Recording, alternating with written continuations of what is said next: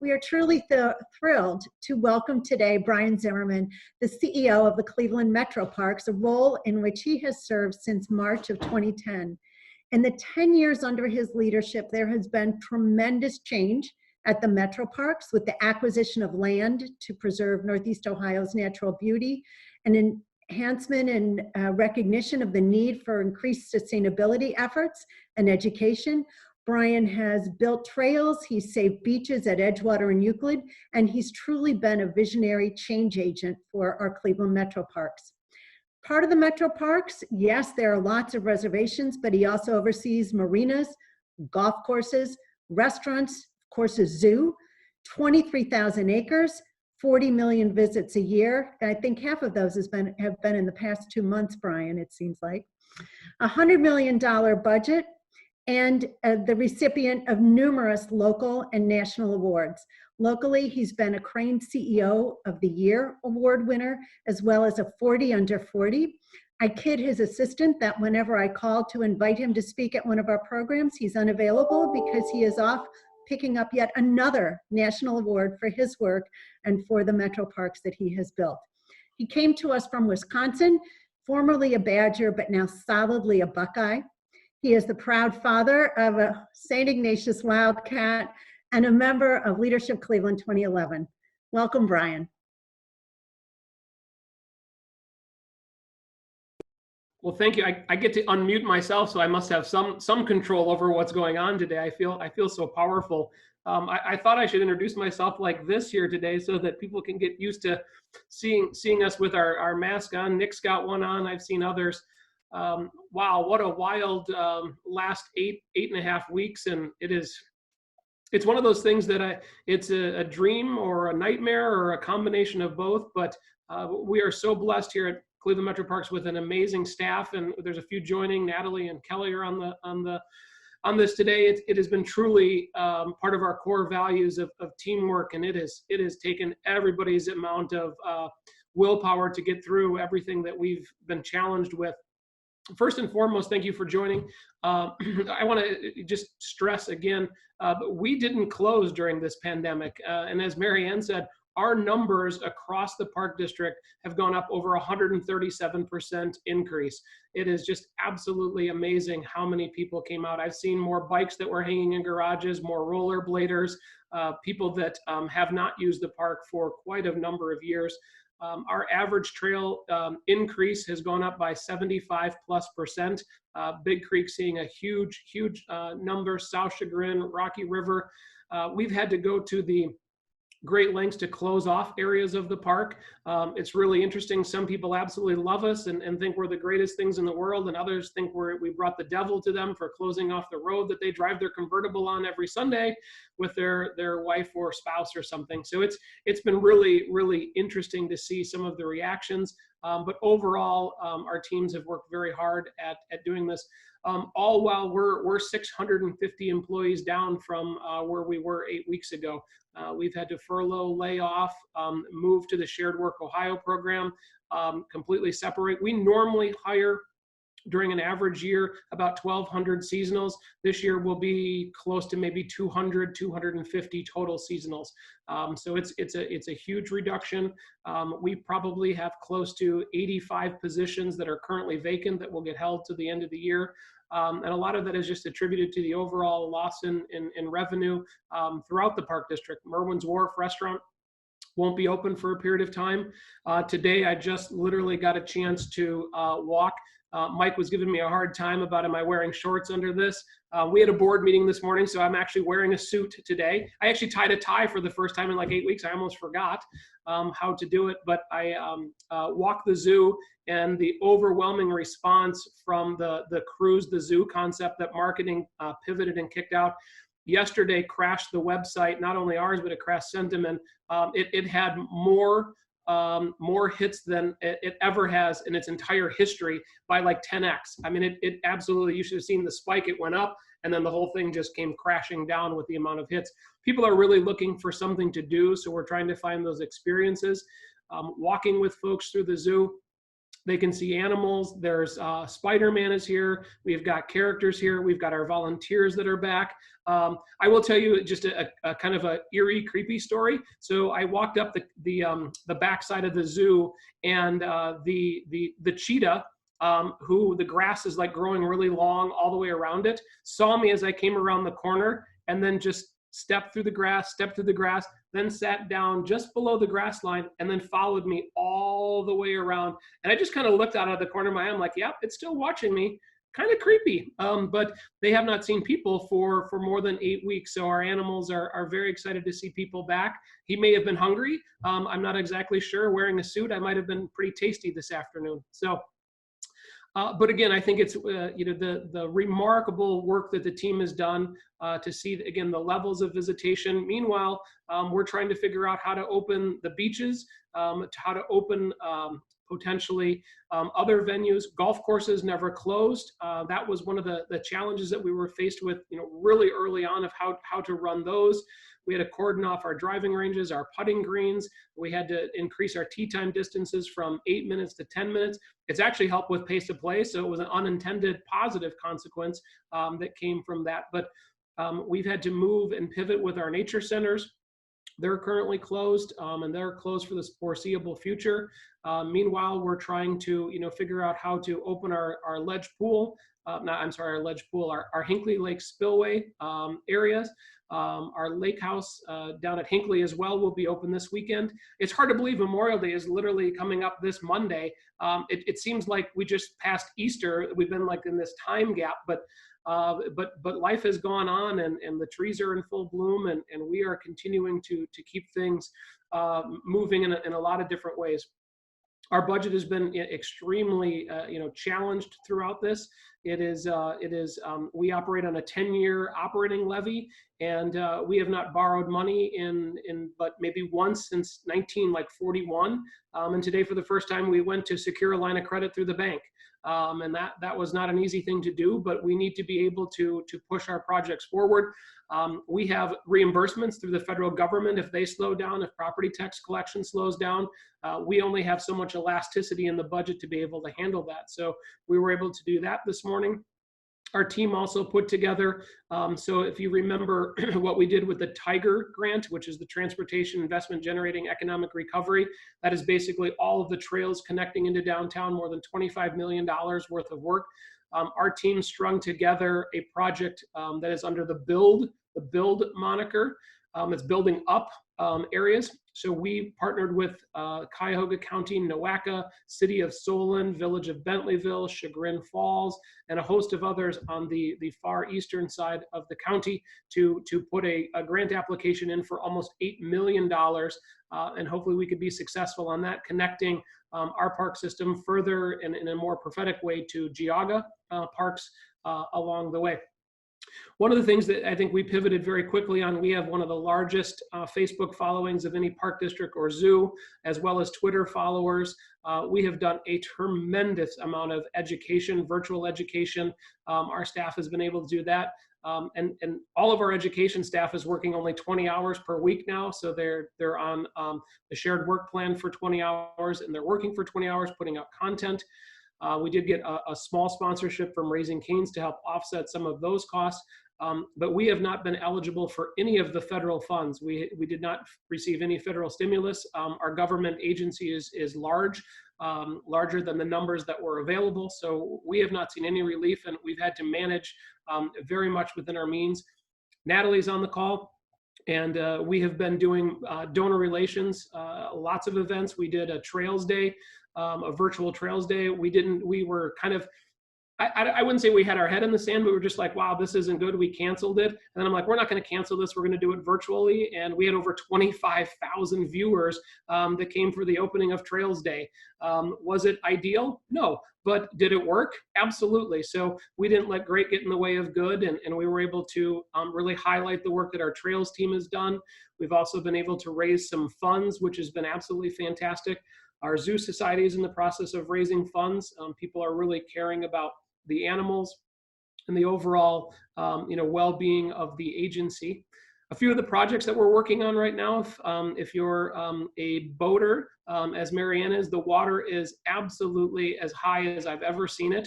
I got a picture today of Huntington and the steps right down from where you would buy kind of your ice cream area. There is actually no beach. You will actually walk right into the water. It is right to the toe of the slope of the hill coming down. So we're going to have some very unique challenges there, but we have just embarked on a fully fundraised brand new restroom facility over there. We're in the process of raising funds for the new Huntington kind of pavilion area. It's a homage back to 1929, as it was one of the original reservations. We've got kind of some pergolas and some chairs when people can sit together again, a fire pit and a number of things going on there. We're working in Rocky River right now to complete a bridge project that was funded through outside donations to really connect different sides of our lagoon area. It turns out they ran all the utilities through there, so that's why they blocked it off. But it didn't really allow for the water to flow. It was getting kind of brackish and it didn't really look very good. So we raised funds. We've got a dipping deck where kids can get down right at the water's level and pick up minnows or tadpoles or birds, or, well, they're not going to pick the birds up, but, you know, see the birds, I guess, would be the better answer. So we're working there. We raised over $500,000 for a brand new nature-based play space that we're in construction right now at Edgewater Beach, and that is being embarked on right now. East 72nd, we're building a new comfort station. The Holden Park Trust gave us over $100,000 to build a comfort station for a bike changing facility, a green roof, and new restrooms as a new amenity online with that. We're working Bonnie Park, if anybody's been down in our Strongsville Millstream Run area. We are actually embarked on a $1.8 million dam removal project to allow for fish to go further down the east and west branches of the Rocky River, removing the impoundments, and then creating a brand new wetland complex along the way. Meanwhile, we're continuing to acquire land through different various grants. We just received and purchased a piece of property through Clean Ohio Funds, which is a state program, of over 80 acres down in the Walton Hills area. It's known as the CEI property. It's just south, if anybody ever played the Astorhurst Golf Course, it's just south of the Astorhurst Golf Course. It's surrounded by the Cuyahoga Valley National Park and really tied together with the integration of the new property that we picked up in Maple Heights. We're also working in Valley View to look at a piece of property of about 250 acres to connect all of that together, which could create approximately almost 600 acres of preserved green space all along the corridor down there. Our hope is to use the CEI corridor to actually run a trail to connect not only Bedford Reservation, but to Valley View, up into Independence, and then further south to Walton Hills. We're also working on a trail concept to connect the Summit Hike Bike Trail over to the Cleveland Metroparks as well. So we are continuing to work at the zoo. We will be opening the Daniel Maltz new rhino exhibit. It's currently, if you come to the zoo right now through our drive-through concept, it's all kind of cordoned off. I can tell you, it was one of those things where we went start to finish in about a year. There was an idea and a concept of what to do. Our teams got together. The Zoo Society raised the money, and the exhibit will open almost 1 year from the day that we broke ground on it, which is absolutely fantastic. Forrest, our male rhino, will be returning from Columbus in the first part of June. I'm sure the ladies will be very excited to see him. So that'll be a fantastic thing, but a brand new exhibit there.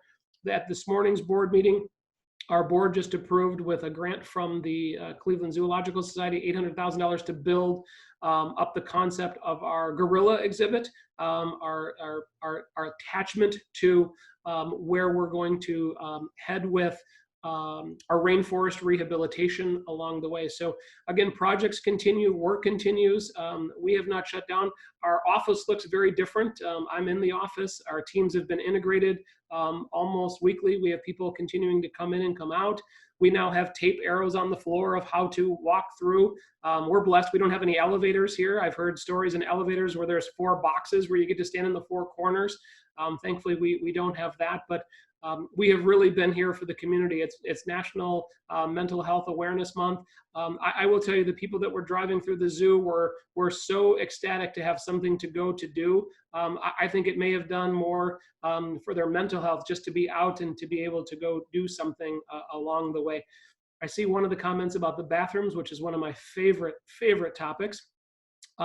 We have I'll pause. It's a very hot topic across the park districts in Ohio. It's a very hot topic across the park districts across the country. We chose early on to keep them closed just until we really figured out what was actually going on. We've used porta potties in a lot of areas. Our goal is to ramp them up through Memorial Day, and we'll continue to bring them online where we can. I do have to remind people that we are short-staffed. Our seasonals would normally be cleaning on a more routine basis. And like I said earlier, we're going to be about 1,000 seasonals short of work that we would ordinarily do. So the park district will look different. As you travel the park district, you'll see areas where they're going to become more natural. We can't maintain it to the level that we have before.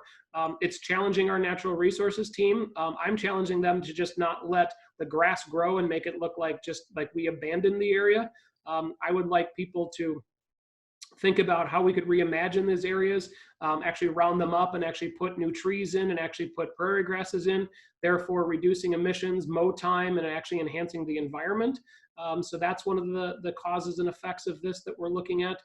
We just approved a grant from NOPEC, which has been fantastic. We've received almost 600,000+, a little north of that. And we're going to continue to plant trees and maintain trees in the city of Cleveland. So that's a project that's going on right now as well. Rachel, I could go on probably for the rest of the afternoon, but if there's questions other than the porta potty ones, but I will tell you that we are putting out Micro Shield, which is a product that we can coat all the bathrooms. I will tell you about hand washing stations because that's one of the questions. We're going to try to provide more, but the things that we've put in, people have been stealing. The very first, they are smashing off the Gojo dispensers, the hand dispensers. Unless we figure out a way to secure them differently, they don't last. We found that almost immediately when people were thinking that toilet paper was going to be as hot as gold. They were ripping off the Purell sanitizers in the bathrooms faster than we could put them up. So there's a balance between what we can do and what we can't do kind of along the way. I would challenge people, and I've said this all along. I mean, Kelly, I probably did 25 interviews across the area. And I mean, it's, pack in, pack out, use the restroom before you come, bring a water bottle, do the things to help us out and, help keep the parks open, help keep them safe. Bring your own little bottle of Purell or Gojo. It's one of the challenges that we're truthfully faced with. If we stock them, they're smashing them and taking out the contents of it, which I would have never thought in a million years. In all the years that I've been here, we've never had that problem. Never is a big statement, but never had that problem. And I would say 90% of them have been smashed. So that's a tough one. So Brian, I think a lot of the comments are kind of looking ahead, especially as we are heading into summer, of people coming out to the parks and trying to maintain social distancing and the guidelines about interactions and masks. What are you anticipating seeing in the parks this summer, and how are you planning to address that? I'm going to take a deep breath. I don't know that I have an answer. I mean, based on what we saw this past weekend between Town Hall and a few places that opened, I don't think people were paying any attention to what just happened over the past 8 weeks. What I can tell you, though, is that we've been open the entire time. And so our team came up with the bird concept, the big the buzzard, to keep 6 feet apart. We got copied all over the country. People took, our idea, which is completely fine.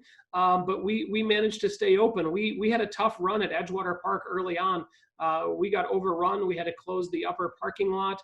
We're going to close Kite Lot and the northern lot. So we're trying to limit the amount of people. We've rolled parking lot closures to try to keep the numbers down. And people are like, well, you're pushing them to different. Yeah, that was the point. Our goal was to push you to a different area. We've talked about using Brookside. We've talked about using Washington Park. We've talked about using some of Garfield that a lot of people don't know about. Finding that park that has an opportunity and capacity. Rocky River just gets completely overrun. Brecksville, South Chagrin, North Chagrin. So we're trying the Trail Challenge. Our teams have done everything they possibly can to articulate different places to go to use the parks. What's going to happen yet? I don't know. I can tell you I've been coming in every day. Traffic has increased. Traffic this past week is exponentially growing. So people are moving more. Am I nervous? Absolutely. Having talked to some of the health officials, the spike, we're probably going to see something there. I don't think there's any doubt that it's going to go up.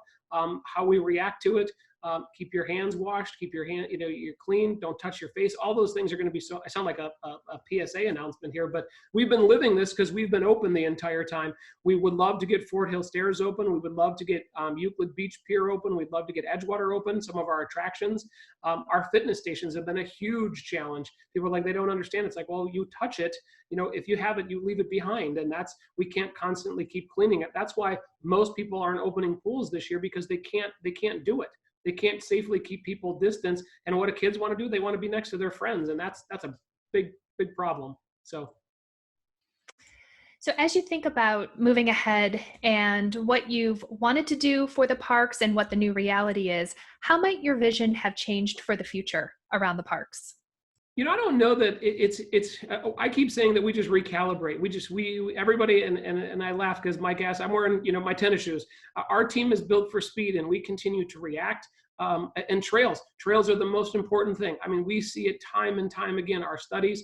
And why do we know our numbers? Because we took some of the people that their work slowed down, and we put them in cars, and we started counting individual people, and we can go against our trends to see where the usage has come from.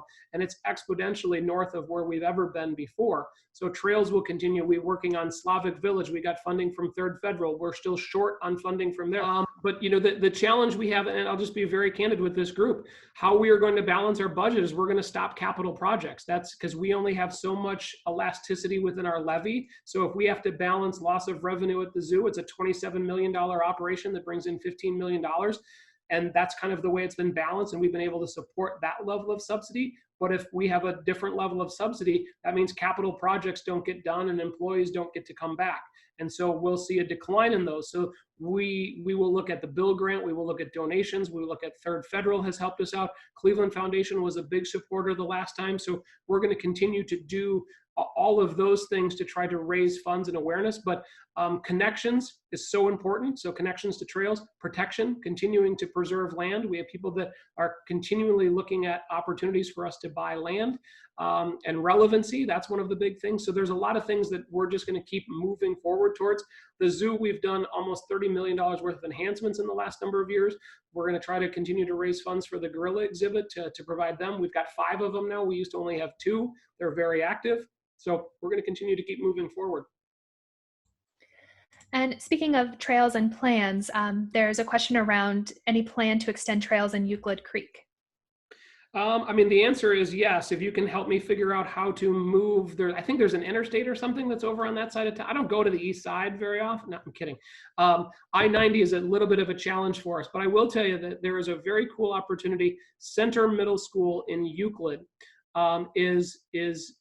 it turned out it was originally part of Cleveland Metroparks. In the 40s and 50s, we did a land lease to the school. If it didn't exist as a school, it actually reverts back to the park district.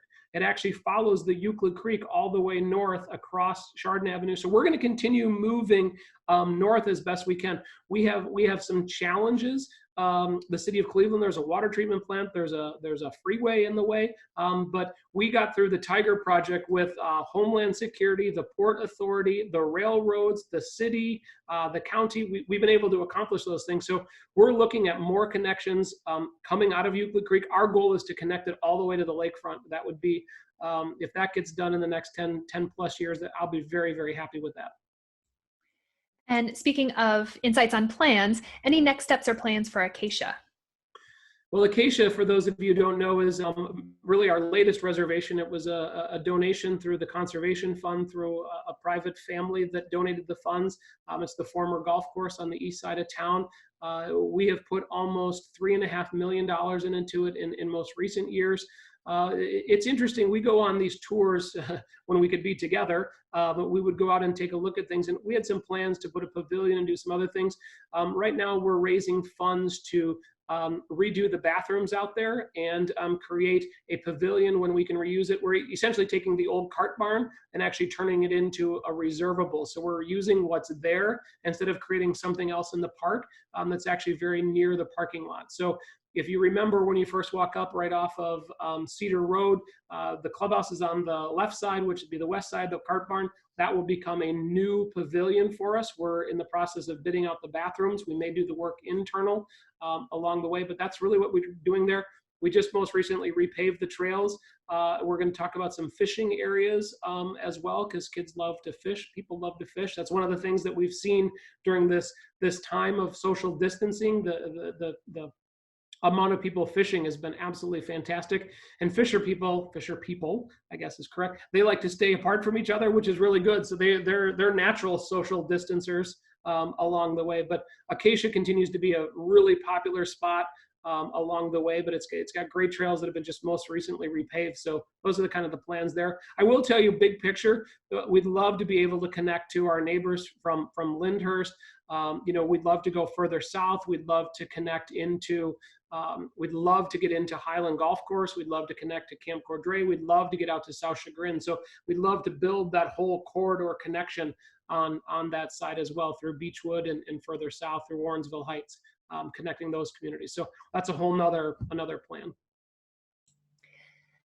And many have commented that a very welcome opportunity as pedestrian traffic has increased was the closing of the roadways throughout the park. And are there plans to keep those roadways blocked as you head into summer? Oh, that's the $100 million question. I challenged Joe the other day and he said, well, it's working right now. And I said, well, yes, but at some point in time, what is our next iteration? What does it look like? Do we move those closures? It's very interesting. Big Creek is very challenging because there's homes up and down the entire way. Brecksville is very unique because there's internal roads that we can close off. Valley Parkway has got some unique ways to actually get out of the park, up and around. So we've done about what we can. I think at some point in time, we'll probably work it back. We just don't exactly know what the crowds are going to continue like. I mean, schools are letting out now. I don't know what the outlet structure will be for more people. If venues don't continue to open, I think parks will continue to be it.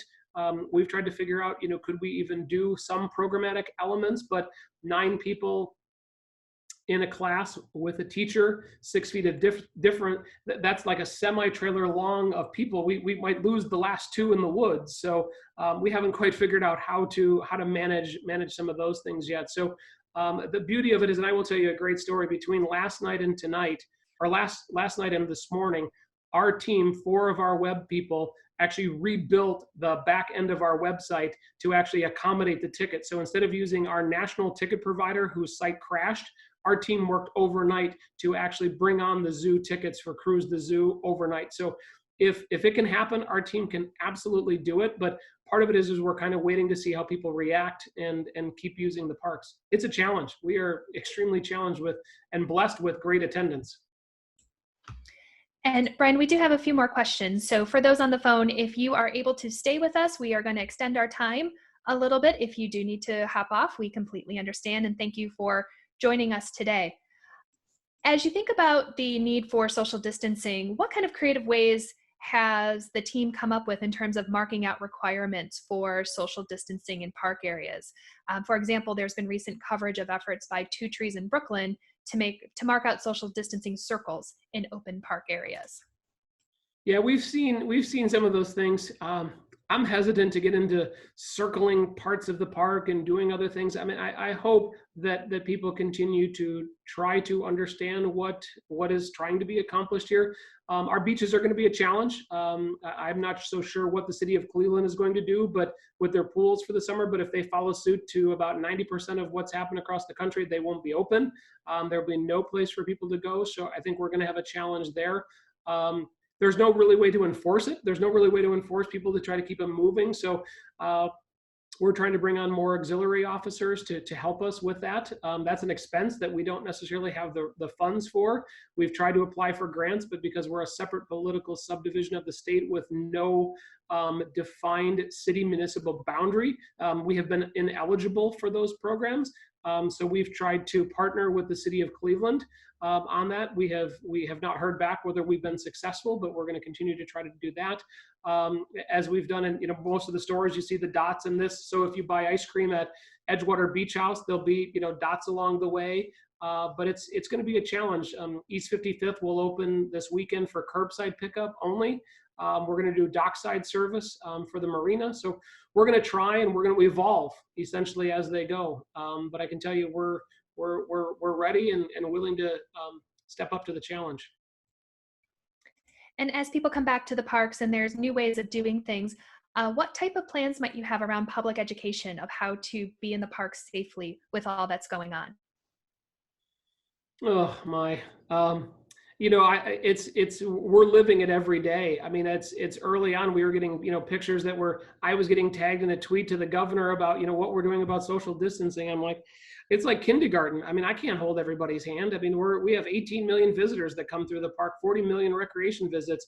The first week at the golf course, they were all packed on themselves like a house party. I mean, it was a god awful mess. But we eventually started to pull people apart. People understood that said, we've actually come out and Kelly's team pivoted really quick on this. A crowded park leads to a closed park. And so that's really going to be, I hate to think that, but that's going to be one of the taglines for the summer.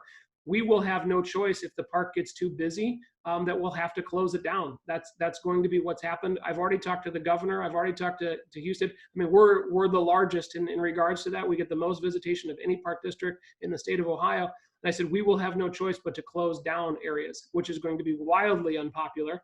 But I don't think we're going to have a choice. So. And as you think through some of those reopenings, what will determine if you decide to reopen a Merwin's or some of the other places?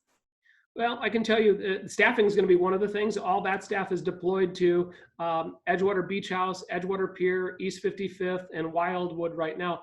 To be very, very candid with this group, the restaurant, that side of things makes me very nervous right now. I'm not exactly sure how it's going to go. We want to see how others, and if it's any reaction to what happened this weekend, I'm not so sure that we're going to be online anytime soon there. That staff is very easily deployed to other areas. Our Merwin's pretzel will be served over at East 55th.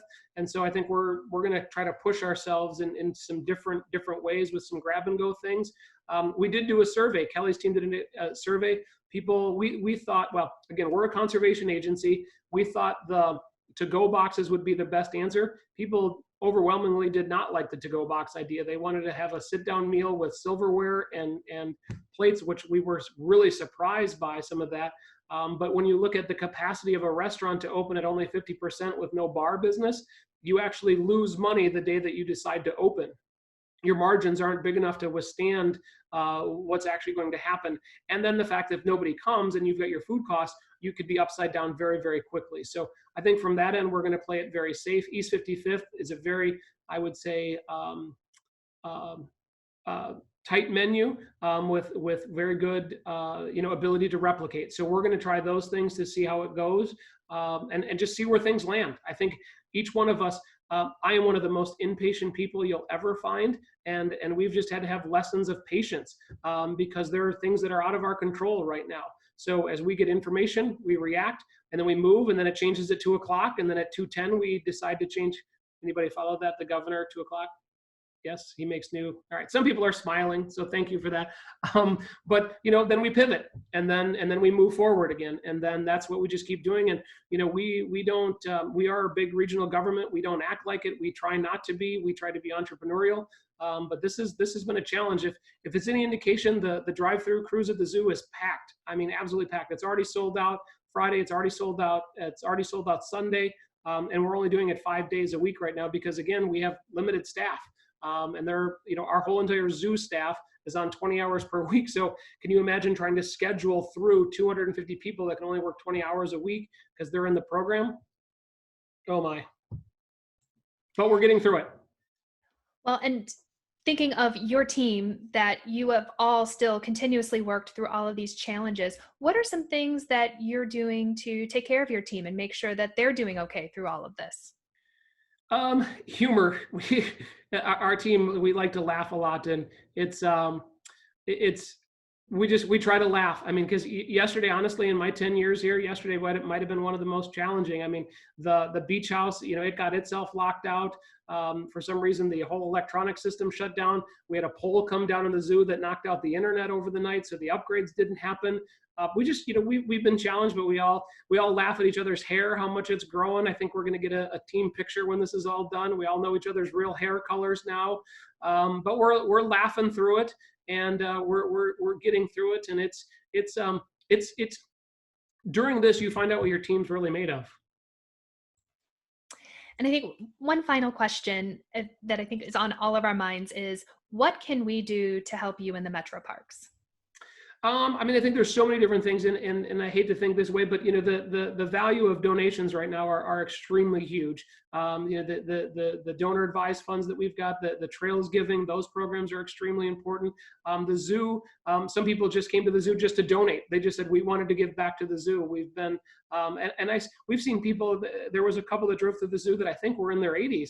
And I said, I walked with them, and I said, they're just like, we just love the zoo. We just wanted to get out, and we're here to support. So we've been here 103 years. We're going to be here for the next 100. So that's one thing. Use the park safely. I mean, honestly, let's be very frank. Using the park safely. We love the levels of visitation that we're seeing. But I will tell you, and I don't know if anybody's seen this as you've been driving, people are driving faster than ever. I mean, it's like Mario Andretti on the freeways right now. We've had our police in the parks. We've given more tickets to people going 20 or plus over. So we're trying to curtail that level of activity as well. So if you're in the park, drive slow. If you're using the park, get out, use the bikes. I would also tell you, there's 18 beautiful park reservations. Don't go to the one that you always go to. Pick another one, whether it's on the other side of town or it's a new opportunity to go for a hike. Our website is there for you. We're building trails in Middleburg Heights right now. So we're continuing to do that. We just opened a new mountain bike trail in West Creek. It's actually got the best soil conditions, so it tends to stay open more. We opened the Cleveland Lookabout Ridge with our Cleveland Hiking Club. You can have views right into downtown. It's an ADA accessible hike right from the main parking lot by the Keystone Shelter. It's maybe a 15-minute hike to the top, but there's a straight view right into downtown. So that's in West Creek, right in Parma. Well, Brian, thank you so much for taking the time today. And there have been so many comments in the chat box thanking you and your team for all you have done to keep the park safe and available through everything that we are all going through. And we look forward to what's to come. And with that, I'm going to turn it back to Mary Ann. Thanks, Rachel. And Brian, thank you so much. I'm exhausted just listening to you. When you say your team is built for speed, they clearly are. They race and they pivot and then go in the next direction. So thank you, because you truly have been that life preserver for our city, for our families during this time. And because you're scattered throughout Cleveland, you're accessible to all. So thank you for all that you're doing.